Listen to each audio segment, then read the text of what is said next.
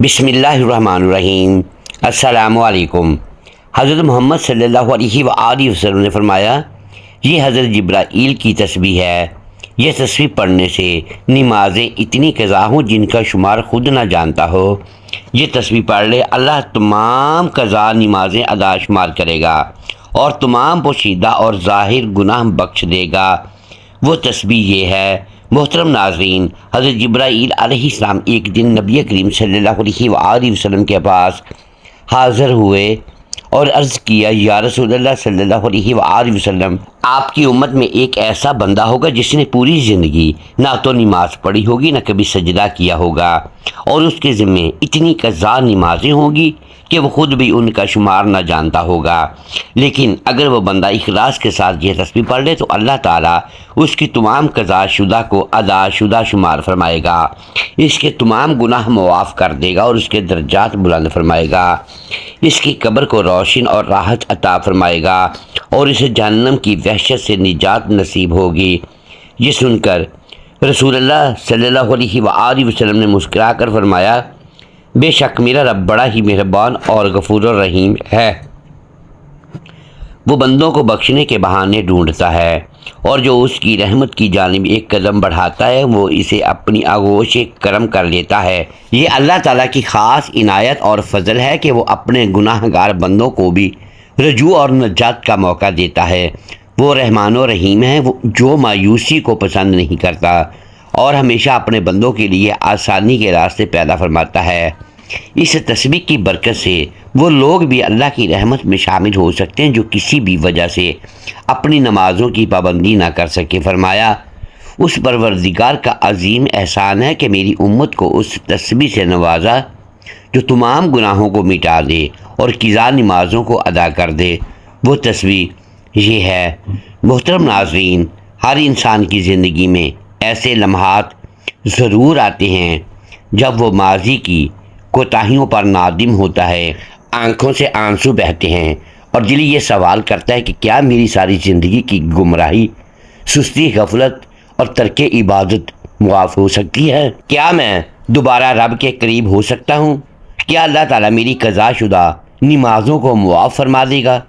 یہ سوالات ایک مومن دل کی علامت ہیں، اور خوش نصیب وہی ہے جو اپنی کوتاہیوں کو پہچان کر اللہ کی طرف رجوع کرے۔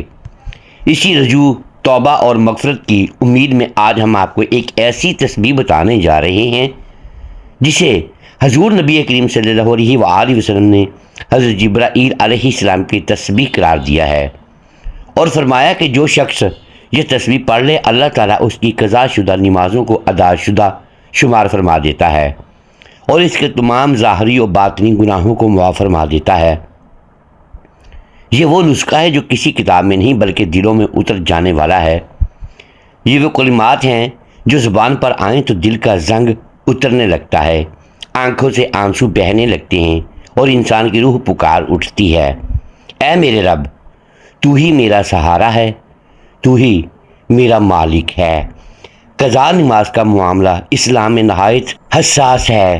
شریعت کی روح سے نماز ترک کرنا کبیرہ گناہ ہے اور دانستہ نماز چھوڑنے والا سخت وعید کا مستحق ہوتا ہے، لیکن رب کریم کی شان رحمت دیکھیے کہ اس نے توبہ کے دروازے کھلے رکھے اور ایسے ذرائع عطا فرمائے جن کے ذریعے بندہ ماضی کی کوتاہیوں کو ختم کر کے ایک نئی زندگی کا آغاز کر سکتا ہے۔ حضرت جبرائیل علیہ السلام کی اس تسبیح کا ذکر ہمیں ان روایت میں ملتا ہے جو اولیاء اللہ کے مجرب اذکار میں محفوظ ہیں، جہاں اس تسبیح کی تاثیر سے انسان کی بندگی میں انقلاب آتا ہے۔ اللہ تعالیٰ اپنے بندوں کی توبہ سے خوش ہوتا ہے۔ ایک حدیث قدسی کا مفہوم ہے کہ جب میرا بندہ ایک قدم میری طرف بڑھتا ہے تو میں 10 قدم اس کی طرف بڑھتا ہوں، اور جب وہ میرے پاس آتا ہے تو میں دوڑ کر آتا ہوں۔ کیا یہ ممکن ہے کہ ایک شخص جو زندگی کے کئی سالوں تک سستی، دنیا کی رنگینیوں یا لا علمی کی وجہ سے نماز نہیں پڑھتا رہا، آج اس تسبیح کی برکت سے بخش دیا جائے؟ جی ہاں، اللہ تعالیٰ کے خزانوں میں کوئی کمی نہیں۔ رب کی رحمت وسیع ہے اور یہ تسبیح اسی رحمت کا دروازہ کھولنے والی کنجی ہے۔ آج کا مسلمان کئی وجوہات کی بنا پر نمازوں سے دور ہے، کبھی غفلت، کبھی دنیا کی مصروفیت، کبھی بد عقیدگی اور کبھی صرف سستی یا ماحول کا اثر۔ لیکن جب دل میں احساس جاگتا ہے تو انسان چاہتا ہے کہ وہ اپنی تمام چھوٹی بڑی نمازیں ادا کرے، مگر وقت، حالات، صحت اور بڑھاپا آڑے آتے ہیں۔ ایسے میں یہ تسبیح ایک سنہری موقع بن کر سامنے آتی ہے۔ یہ وہ روحانی خزانہ ہے جو رب العالمین کی طرف سے بندگان مومن کے لیے خاص بخشش ہے۔ ناظرین، حضرت جبرائیل علیہ السلام وہ فرشتے ہیں جنہوں نے اللہ تعالیٰ کے تمام انبیاء کرام علیہ السلام تک وحی پہنچائی۔ قرآن پاک جیسی عظیم کتاب بھی انہی کے ذریعے نازل ہوئی۔ حضرت جبرائیل علیہ السلام اللہ تعالیٰ کے ان عظیم فرشتوں میں سے ہیں جنہیں ملک الموت نے خاص کاموں کے لیے منتخب فرمایا۔ ان کا اصل کام اللہ تعالیٰ کا پیغام اللہ کے نبیوں اور رسولوں تک پہنچانا ہے۔ حضرت جبرائیل علیہ السلام کو روح الامین، روح القدس اور امین وحی جیسے عظیم القابات سے بھی یاد کیا جاتا ہے۔ حضرت جبرائیل علیہ السلام کی عظمت کا اندازہ اس بات سے لگایا جا سکتا ہے کہ نبی کریم صلی اللہ علیہ وآلہ وسلم کو نبوت ملنے کا آغاز بھی انہی کے ذریعے ہوا، اور آپ صلی اللہ علیہ وآلہ وسلم کو پوری نبوی زندگی میں وحی کا ذریعہ یہی فرشتہ رہے۔ قرآن پاک اور احادیث نبویہ میں حضرت جبرائیل علیہ السلام کے مقام، صفات اور ان کے فرائض کو بڑی وضاحت کے ساتھ بیان کیا گیا ہے۔ قرآن کریم میں حضرت جبرائیل علیہ السلام کا ذکر نمبر 1، وحی کے نازل کرنے والے فرشتے، نزل بہ الروح الامین، اس قرآن کو روح الامین لے کر نازل ہوئے۔ سورہ الشعر، یہ آیت واضح کرتی ہے کہ جبرائیل علیہ السلام ہی وہ فرشتہ ہیں جو اللہ کا کلام لے کر نبیوں کے پاس آتے ہیں، اور نبی کریم صلی اللہ علیہ وآلہ وسلم کو بھی قرآن انہی کے ذریعے عطا کیا گیا۔ نمبر 2، حضرت جبرائیل علیہ السلام اللہ تعالیٰ کے خاص بندے ہیں۔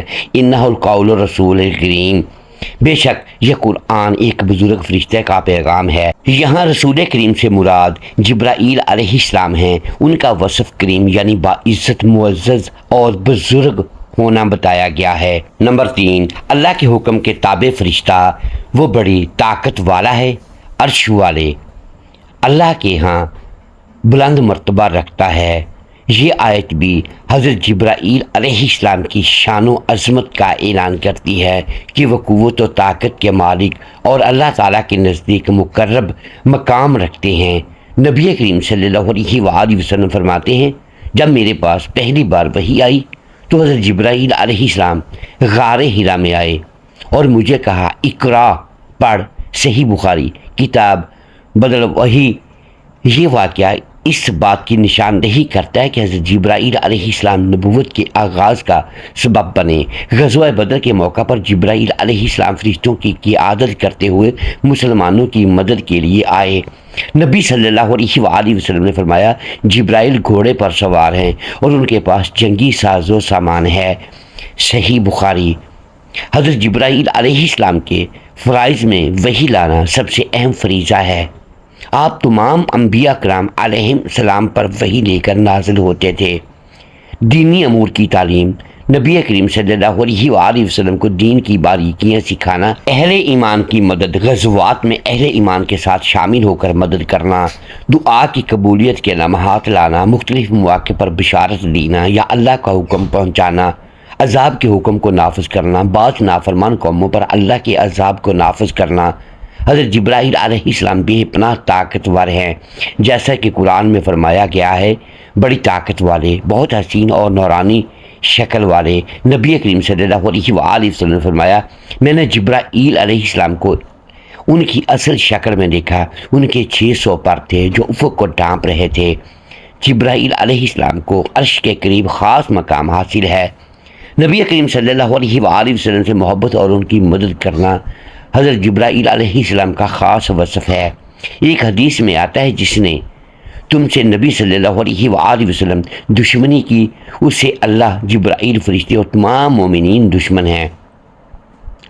جب ان جیسی عظیم ہستی کی زبان سے نکلے الفاظ کو نبی کریم صلی اللہ علیہ وآلہ وسلم تسبیح کا درجہ دے رہے ہیں تو اس کی عظمت کا کیا عالم ہوگا۔ یہ تسبیح نہ صرف قضا نمازوں کے موافی کا ذریعہ ہے، بلکہ گناہوں سے نجات، رزق کی کشادگی، دل کی صفائی، باطنی سکون اور اللہ سے قرب کا بھی ذریعہ ہے۔ اسے پڑھ کر دل پر سکون ہوتا ہے، آنکھیں نم ہوتی ہیں اور انسان اپنے آپ کو رب کے قریب محسوس کرتا ہے۔ یہ تسبیح ان لوگوں کے لیے بھی ہے نعمت ہے جنہوں نے آج سے پہلے کبھی نماز کو سنجیدگی سے نہیں لیا۔ یہ ان کے لیے امید کی کرن ہے کہ وہ رب سے رجوع کریں، اس تسبیح کو اپنا معمول بنائیں اور اللہ کی طرف پلٹ آئیں۔ رب تعالیٰ معاف کرنے والا ہے، توبہ قبول کرنے والا ہے اور کسی کے ماضی کو دیکھ کر اسے رد نہیں کرتا۔ وہ صرف توبہ چاہتا ہے، رجوع چاہتا ہے، آنسو چاہتا ہے، دل کا اخلاص چاہتا ہے۔ محترم ناظرین، یہ حدیث مبارکہ صحیح مسلم میں مذکور ہے۔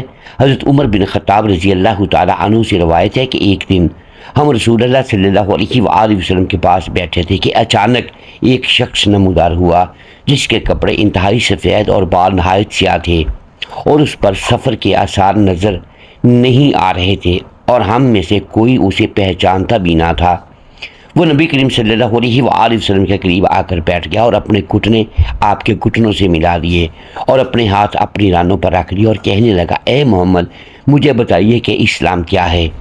رسول اللہ صلی اللہ علیہ وآلہ وسلم نے فرمایا، اسلام یہ ہے کہ تم گواہی دو کہ اللہ کے سوا کوئی معبود نہیں اور محمد اللہ کے رسول ہیں، نماز قائم کرو، زکوٰۃ دو، رمضان کی روزی رکھو اور اگر استطاعت ہو تو بیت اللہ کا حج کرو۔ اس شخص نے کہا، آپ نے سچ فرمایا۔ ہمیں تعجب ہوا کہ یہ خود ہی سوال کرتا ہے اور خود ہی تصدیق بھی کر رہا ہے۔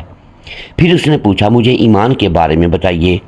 رسول اللہ صلی اللہ علیہ وآلہ وسلم نے فرمایا، ایمان یہ ہے کہ تم اللہ، اس کے فرشتوں، اس کی کتابوں اور اس کے رسول، یوم آخرت اور اچھی اور بری تقدیر پر ایمان لاؤ۔ اس شخص نے کہا کہ آپ نے سچ فرمایا۔ پھر اس نے پوچھا، مجھے احسان کے بارے میں بتائیے۔ رسول پاک صلی اللہ علیہ وآلہ وسلم نے فرمایا، احسان یہ ہے کہ تم اللہ کی عبادت اس طرح کرو گویا تم اسے دیکھ رہے ہو، اور اگر یہ ممکن نہ ہو تو یہ یقین رکھو کہ وہ تمہیں دیکھ رہا ہے۔ پھر اس شخص نے پوچھا، مجھے قیامت کے بارے میں بتائیے۔ رسول کریم صلی اللہ علیہ وآلہ وسلم نے فرمایا، جس سے سوال کیا جا رہا ہے وہ سوال کرنے والے سے زیادہ کچھ نہیں جانتا۔ اس نے کہا، اچھا تو مجھے اس کی علامات بتائیے۔ آپ صلی اللہ علیہ وآلہ وسلم نے فرمایا، جب لونڈی اپنے مالکن کو جنم دے گی، جب تم دیکھو گے کہ ننگے پاؤں، ننگے بدن محتاج چرواہے بلند و بالا عمارتوں کی تعمیر میں ایک دوسرے سے آگے بڑھنے کی کوشش کریں گے۔ پھر وہ شخص چلا گیا، میں کچھ دیر بیٹھا رہا، پھر رسول کریم صلی اللہ علیہ وآلہ وسلم نے فرمایا، اے عمر، تم جانتے ہو یہ سوال کرنے والا کون تھا؟ میں نے عرض کیا، اللہ اور اس کے رسول صلی اللہ علیہ وآلہ وسلم بہتر جانتے ہیں۔ آپ صلی اللہ علیہ وآلہ وسلم نے فرمایا، یہ جبرائیل تھے جو تمہیں تمہارا دین سکھانے آئے تھے۔ بحوالہ حدیث صحیح مسلم۔ ایک بزرگ خاتون جو عمر کے آخری حصے میں تھیں، انہوں نے ایک عالم دین سے یہی سوال کیا کہ میں نے اپنی جوانی میں نمازیں نہیں پڑھیں، کیا اللہ معاف کرے گا؟ اس عالم نے انہیں یہ تسبیح سکھائی اور کہا کہ روزانہ اسے پڑھا کرو اور اللہ سے معافی مانگا کرو۔ چند مہینوں میں ان کا چہرہ نورانی ہو گیا، ہر وقت تسبیح میں مشغول رہتی۔ جب ان کا انتقال ہوا تو ان کے بیٹے نے خواب میں دیکھا کہ وہ جنت کے باغ میں آرام کر رہی ہیں اور کہہ رہی ہیں، بیٹا وہی تسبیح میرے لیے نجات کا سبب بنی۔ ناظرین گرامی، حضرت جبرائیل علیہ السلام ایک دن نبی کریم صلی اللہ علیہ وآلہ وسلم کے پاس حاضر ہوئے اور عرض کیا، یا رسول اللہ، آپ کی امت میں ایک ایسا بندہ ہوگا جس نے پوری زندگی نہ تو نماز پڑھی ہوگی نہ کبھی سجدہ کیا ہوگا، اور اس کے ذمے اتنی قضا نمازیں ہوں گی کہ وہ خود بھی اس کا شمار نہ جانتا ہوگا، لیکن اگر وہ بندہ اخلاص کے ساتھ ہی خاص تسبیح پڑھ لے تو اللہ تعالیٰ اس کی تمام قضا شدہ نمازوں کو ادا شدہ شمار فرمائے گا، اس کے تمام گناہ معاف کر دیے جائیں گے، اس کے درجات بلند فرمائے گا، اس کی قبر کو روشنی اور راحت عطا فرمائے گا اور اسے جہنم کی وحشت سے نجات نصیب ہوگی۔ یہ سن کر رسول اللہ صلی اللہ علیہ وآلہ وسلم نے مسکرا کر کہا، بے شک میرا رب بڑا ہی مہربان اور غفور الرحیم ہے، وہ بندوں کو بخشنے کا بہانہ ڈھونڈتا ہے اور جو اس کی رحمت کی جانب ایک قدم بڑھتا ہے وہ اسے اپنی آغوش کرم میں لے لیتا ہے۔ یہ اللہ تعالیٰ کی خاص عنایت اور فضل ہے کہ وہ اپنے گناہ گار بندوں کو بھی رجوع اور نجات کا موقع دیتا ہے۔ وہ رحمان اور رحیم ہے جو مایوسی کو پسند نہیں کرتا اور ہمیشہ اپنے بندوں کے لیے آسانی کے راستے پیدا فرماتا ہے۔ اس تسبیح کی برکت سے وہ لوگ بھی اللہ پاک کی رحمت شامل ہو سکتے ہیں جو کسی بھی وجہ سے اپنی نمازوں کی پابندی نہ کر سکے۔ تو ناظرین محترم، وقت کی نزاکت کو مد نظر رکھتے ہوئے چلتے ہیں وظیفے کی جانب، اور آپ کو وہ عمل بتاتے ہیں جو تسبیح بتاتے ہیں کہ جو حضرت جبرائیل علیہ السلام کی تسبیح ہے، جس کے بارے میں حضرت محمد صلی اللہ علیہ وآلہ وسلم نے فرمایا کہ یہ تسبیح جبرائیل جو پڑھتا ہے اس کے پڑھنے سے اس کی قضا نمازیں جن کا وہ شمار خود بھی نہیں جانتا، اللہ تعالیٰ تمام قضا نمازیں ادا شمار کرے گا اور تمام پوشیدہ اور ظاہر گناہ بخش دے گا۔ تو یہ تسبیح آپ کسی بھی وقت پڑھ سکتے ہیں۔ اگر آپ کسی نماز کے بعد پڑھنا چاہیں تو افضل ہے، فجر کی نماز کے بعد پڑھ لیں، ظہر، عصر، مغرب، عشاء کی کسی بھی نماز کے بعد پڑھ سکتے ہیں۔ اگر آپ نماز کے بعد نہیں پڑھ سکتے تو آپ کو جب جہاں جیسے وقت مل جائے آپ چلتے پھرتے بھی اس تسبیح کو پڑھ سکتے ہیں۔ اس کے لیے سب سے پہلے آپ نے باوضو ہو جانا ہے اور پھر اس طرح سے نیت کرنی ہے کہ یا اللہ، میں اس تسبیح کو اسے یقین، اخلاص اور نیت کے ساتھ پڑھ رہا ہوں کہ میری تمام فوت شدہ نمازیں آپ کے فضل و کرم سے معاف فرما دی جائیں اور میرے تمام ظاہری اور باطنی گناہوں کو بخش دیا جائے۔ اس کے بعد آپ نے حضور پاک صلی اللہ علیہ وآلہ وسلم کی ذات اقدس پر درود پاک کا نذرانہ پیش کرنا ہے۔ ایک مرتبہ ثواب کے لیے میرے ساتھ بھی درود پاک پڑھ دیجئے۔ اللہم صلی علی محمد وعلی آل محمد کما صلیت علی ابراہیم وعلی آل ابراہیم انک حمید مجید۔ اللہم بارک علی محمد وعلی آل محمد کما بارکت علی ابراہیم وعلی آل ابراہیم انک حمید مجید۔ ناظرین گرامی، درود پاک پڑھنے کے بعد آپ نے بسم اللہ الرحمن الرحیم، لا الہ الا اللہ المالک الحق المبین، لا الہ الا اللہ الحکم العدل المتین، وربنا انت لا الہ الا انت سبحانک انی کنت من الظالمین، لا الہ الا اللہ وحدہ لا شریک لہ الملک ولہ الحمد یحیی ویمیت وہو الدائم۔ اللہ کے سوا کوئی معبود نہیں، وہی بادشاہ ہے، وہی حق ہے، وہی کھلا واضح ہے۔ اللہ کے سوا کوئی معبود نہیں، وہی حکمران ہے، وہی عدل کا مالک ہے، وہی محکم اور پائیدار ہے۔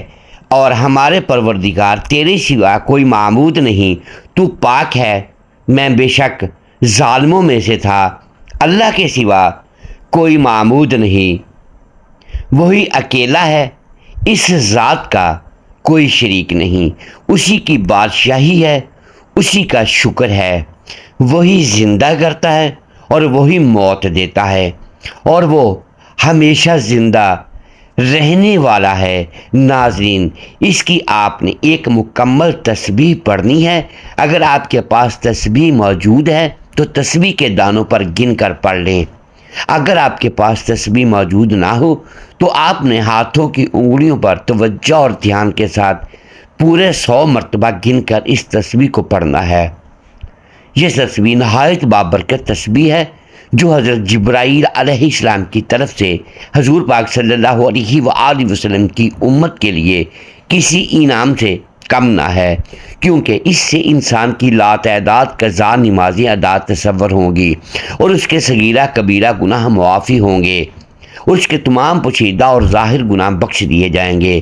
تو آپ نے اس تسبیح کے عمل کو لازمی کرنا ہے، کیونکہ اس تسبیح کی وجہ سے سچی توبہ کی برکت سے ساری قضا نمازیں ادا شمار ہو جاتی ہیں، پوشیدہ اور ظاہر گناہ معاف ہو جاتے ہیں، دل کو سکون ملتا ہے، آنکھوں سے آنسو جاری ہوتے ہیں، بندہ اللہ کے زیادہ قریب محسوس کرتا ہے، دل میں عبادت کی محبت پیدا ہوتی ہے، توبہ کی قبولیت کے بعد اللہ رزق میں کشادگی عطا فرماتا ہے، بندے کو دنیا اور آخرت کی عزت و سلامتی نصیب ہوتی ہے۔ اور یہ عمل کر کے آپ نے زیادہ سے زیادہ اللہ کی رحمت کو سمیٹنے کی کوشش کرنی ہے۔ اپنی نمازوں کی حفاظت کریں، ہمیشہ اللہ تعالیٰ کی بارگاہ میں جھکنے والے بنیں تاکہ دنیا اور آخرت بلائیاں نصیب نصیب ہوں اور اللہ کی رضا اور قرب کی مستحق بنے۔ اس کے بعد آخر میں آپ نے اتنا ہی درود پاک پڑھنا ہے جتنا وظیفہ شروع کرنے سے پہلے پڑھا تھا۔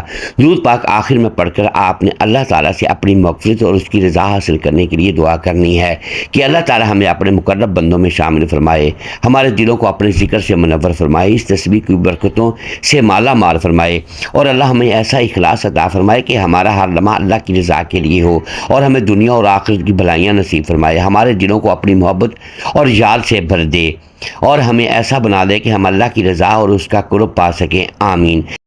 محترم ناظرین، امید ہے آج کی یہ ویڈیو آپ کو پسند آئی ہوگی۔ ناظرین گرامی، اگر ہم اس ویڈیو میں الفاظ کی درستگی دانستہ یا دیدہ دانستہ درست نہیں کر پائے تو ہم آپ سے معذرت خواہ ہیں اور اللہ کے حضور معافی کے طلبگار ہیں۔